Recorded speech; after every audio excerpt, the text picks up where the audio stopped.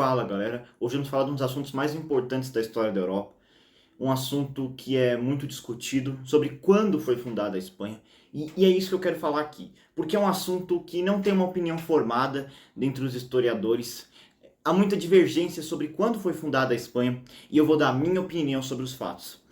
Bom, a Espanha, para começo de conversa, ela era uma região controlada pelas tribos, né? Toda a Península Ibérica era controlada por tribos. Tudo no começo era por tribos. Até que chegaram os cartagineses que tomaram a região leste da península. Essa região mais tarde foi para o controle de Roma com o fim da Segunda Guerra Púnica. Com o fim da Segunda Guerra Púnica, os romanos passaram a entrar cada vez mais na península. Até que eles chegaram frente a frente com Viriato, na Lusitânia, que foi a região que mais deu trabalho para o controle romano.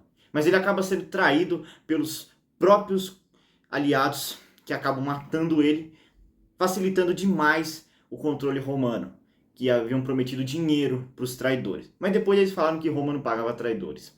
Enfim, Roma adentra cada vez mais na Península Ibérica até que consegue o controle de toda a península, que passa a se chamar Espanha, que foi dividida em Espanha ulterior e citerior. A Espanha ulterior mais tarde seria dividida em duas províncias. Tá, e assim ficou até a chegada dos bárbaros. Os bárbaros tomam controle da península com três povos, os visigodos, suevos e os vascões. Até que toda a península passa a ser controlada pelo reino visigódico após tomada do reino suevo. Quando há uma disputa entre o trono do reino visigódico, eles pedem ajuda para os mouros, que eram controlados pelo califado omíada. O califado omíada era sucessor do califado ortodoxo, que era da religião muçulmana, fundado diretamente por Maomé. Bom, essa ajuda foi um tiro no pé, porque na verdade o que os muçulmanos queriam era conquistar a península para conseguir avançar pela Europa cristã. Eles tomam a península, exceto a região das Astúrias, era uma região montanhosa. E o interesse deles mesmo era conquistar o reino franco para cada vez mais avançar dentro da Europa. Não funcionou, então eles tiveram que ficar apenas na Espanha. Na Espanha e Portugal, né? Vou falar Espanha aqui, galera, porque Espanha, na época, era um nome comum para a Península Ibérica. Como eu falei, Espanha virou Espanha, ou seja, esse era o nome. Depois virou Península Ibérica, para a gente não confundir com o país de Espanha, ok? Enfim, o Reino das Astúrias é formado como uma resistência à dominação ao Al-Andalus. E aos poucos eles começam a reconquistar, tanto que ficou conhecido como a Reconquista. E foi de 711 a 1492. Foi um processo longo. E muitos acreditam que foi a divisão dos reinos que acabou dificultando a Reconquista. Os francos criam uma marca na região leste da península, enquanto o reino das Astúrias passa a se fragmentar em vários outros reinos muito famosos, como o reino da Galiza, reino de Leão, dentre outros reinos, Castela, enfim.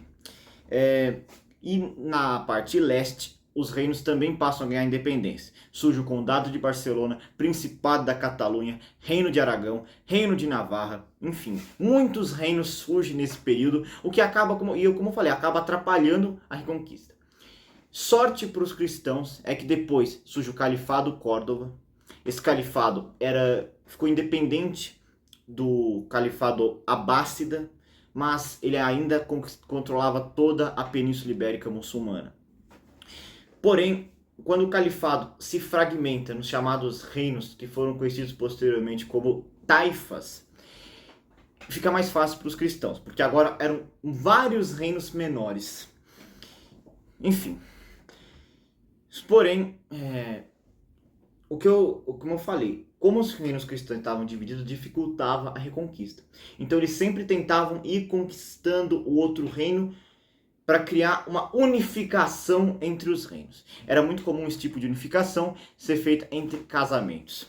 Mas a verdade, galera, é que é aí que entra o ponto que eu quero chegar. Os reinos, eles eram divididos pelos reis, mesmo quando era uma união pessoal.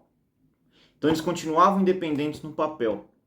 A única exceção foi em 1230. Em 1230 é unida Castela e Leão, fundando o Reino de Castela e Leão. E também temos que ressaltar que em 1139 o Condado Portucalense ganhou independência. Esse sim, totalmente independente, e inclusive ficou independente com o intuito de não haver uma união pessoal e acabar com a dinastia dos Borgonha. Tá. E como eu falei, esses reinos eles eram todos em uniões pessoais, casamentos, enfim. Só que, como eu falei, houve de fato uma unificação em 1230 com o reino de Castela e Leão. Porém, esse reino abrangia um território muito maior. Então, existia a Espanha? No papel, não. No papel, não. Ainda nessa época, ainda nem existia realmente a Espanha. A Espanha ainda vai surgir mais para frente. Porque lá no leste também estavam ocorrendo uniões pessoais e o reino de Aragão passava a ganhar força. E aos poucos, esses dois reinos, eles acabariam por formar a Espanha. Bom, para Portugal, a Reconquista acabou no ano de 1242 com a conquista do Algarve. Mas para a Espanha, a Reconquista duraria muito mais tempo. Ok, vamos para o século XV. No século XV ocorre o casamento entre os reis católicos, que era a rainha de Castela e o rei de Aragão. Esse casamento foi muito importante, mas ele não significa a união da Espanha, de jure. Na prática, sim, porque depois que eles morrem, o reino passa a ser um só. Na prática, não no papel, mas na prática. Então, para não ficar falando rei da Galiza, de Castelo e Leão, de Sevilha, Toledo, ele resolveu se chamar rei da Espanha, tá? E isso foi, inclusive, Portugal não gostou disso, porque como eu falei, Espanha não era um país, era o nome dado à Península Ibérica. Então ele estava falando que ele era rei de toda a Península Ibérica, só que ele não era rei de Portugal. Inclusive isso causou muita discordância por séculos. Ok. Então, ali surge o rei da Espanha, mas não surge a Espanha, ok? Por quê? A Península Ibérica ela continuava sendo dividida com o reino de Castelo e Leão e o reino de Aragão com as suas próprias jurisdições. Mas, como eu falei, o reino de Aragão e o reino de Castelo e Leão não controlavam todos os reinos no papel. Mas a jurisdição era a mesma. De um lado, do reino de Castela com seus domínios e o reino de Aragão com seus domínios. Só que aí surgem os Bourbon. Os Bourbon, eles tiram a dinastia dos Habsburgo, né? E isso pegou muito mal para muitas monarquias europeias, inclusive dentro da própria Espanha, principalmente na região da Catalunha. Porque muitos não gostavam dos Bourbon e preferiam os Habsburgo. Outros queriam os Bourbon. Então, criou-se uma guerra civil, a Guerra de Sucessão Espanhola. Ela duraria até 1716 e terminou com a dissolução da autonomia da região da Catalunha e de Aragão. Essa falta de autonomia causaria inclusive muitos conflitos no futuro. Ok, então, como eu vou falar da parte de jurisdição, né?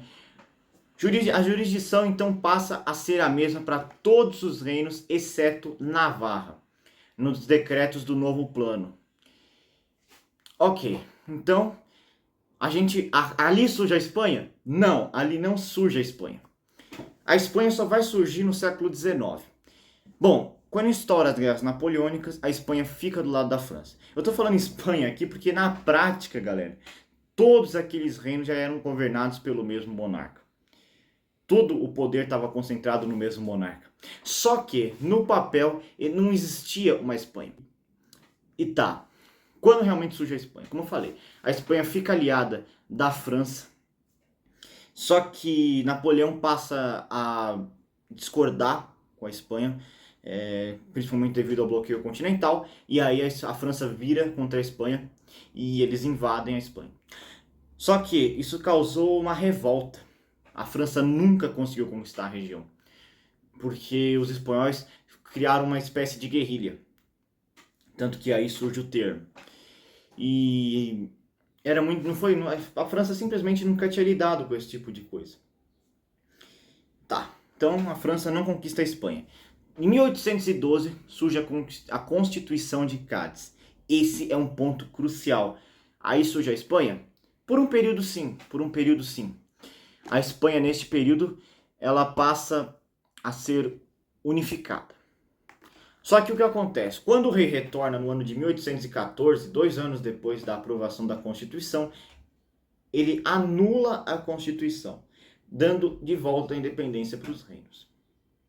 Mas em 1833 ocorre o evento que vai marcar a fundação da Espanha, porque ali os reinos passam a ser províncias. Ali sim surge um país de fato chamado Espanha.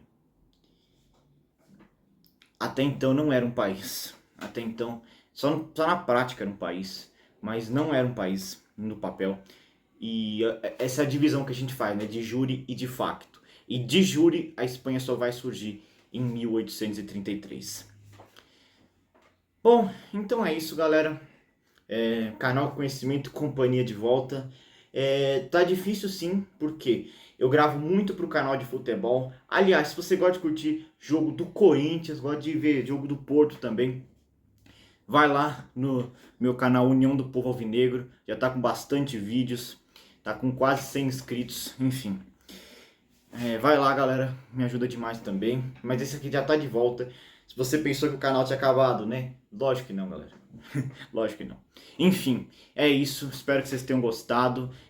É claro que eu preciso esclarecer que essa opinião, eu não estou contradizendo a opinião de ninguém, eu já falei, a fundação da Espanha é uma coisa que não há um consenso, essa é só a minha opinião dos fatos.